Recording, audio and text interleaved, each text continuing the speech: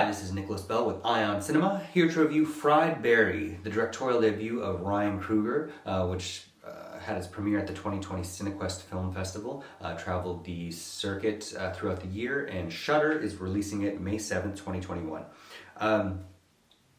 Basically, it's the day in the life of an alien that takes over a drug addict's body in Cape Town, South Africa, is the log line, more or less, of Fried Berry.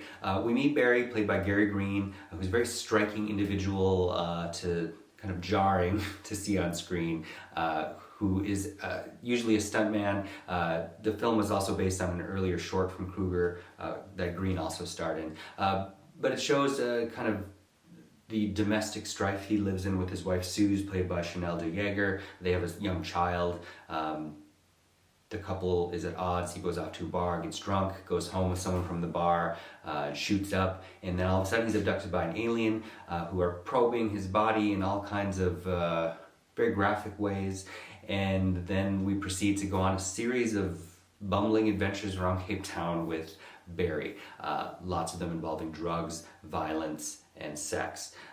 So I think the film has already kind of built a reputation of sensationalism, but really there's nothing that surprising there. It's just we usually don't get to see certain body parts in certain ways so casually. But that's kind of the least important part of a somewhat meandering narrative, and it's unfortunate that Fried Berry doesn't come to a place where it seems to be making any kind of statement about anything whatsoever, except for just as kind of a hyper-kinetic experience, not unlike Hardcore Henry, for instance, but more drugs than violence, per se.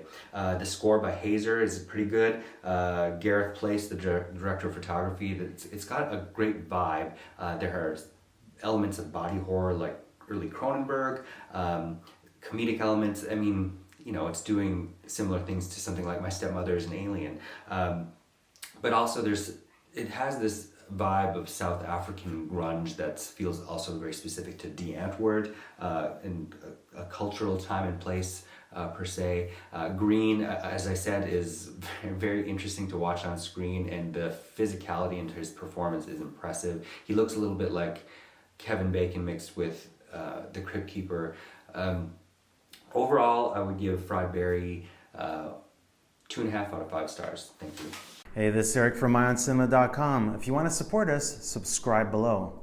For more reviews, interviews, film festival coverage from Sundance, Cannes, Toronto, you want to check out these guys on this side.